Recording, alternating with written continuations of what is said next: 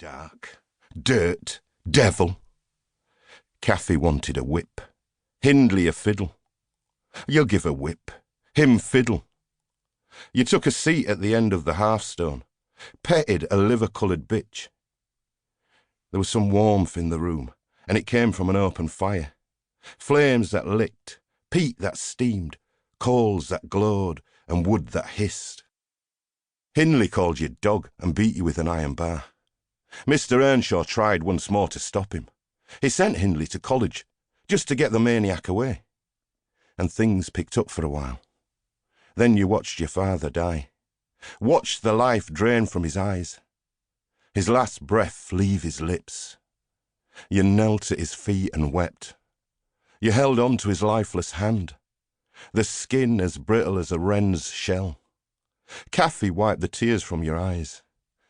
Hindley came back from the funeral with a wife. She was soft in the head and as thin as a whippet, always coughing her guts up. Things got bad again. Banished from the house, set to work outside in the pissing wind and whirling rain.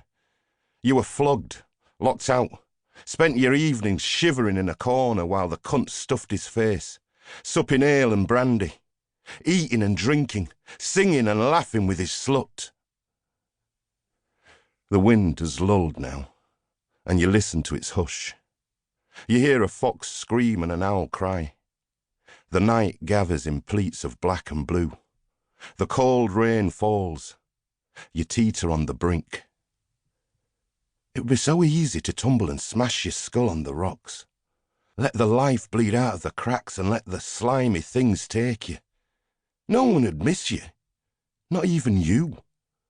The only thing that is real is the hardness of the rock and the pestilent air that festers. You could dive head first onto the granite, dead in an instant, released from the teeth of experience. You remember another night as black as this. Your love had lost her shoes in the bog beneath Whitstone Clough.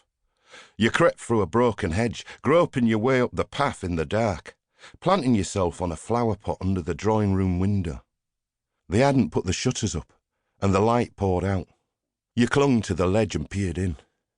It was carpeted in crimson, and there were crimson-covered chairs, a shining white ceiling fretted with gold, a shower of glass drops hanging on silver chains, shimmering.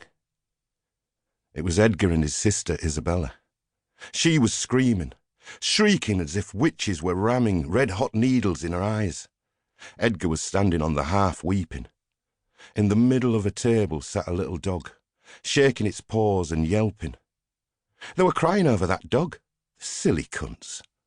Both had wanted to hold it, and neither had let the other do so. You laughed, you and Cathy.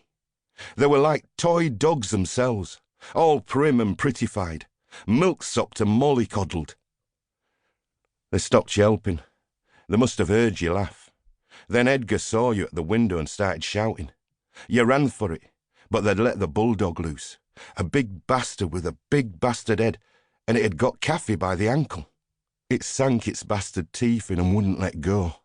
You got a stone and thrust it between its bastard jaws, crammed it down its bastard throat, throttled the bastard dog with your bare hands.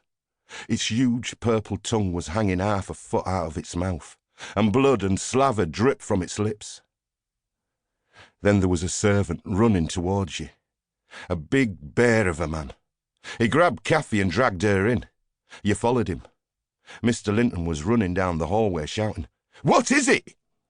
The man grabbed you inside too and pulled you under the chandelier.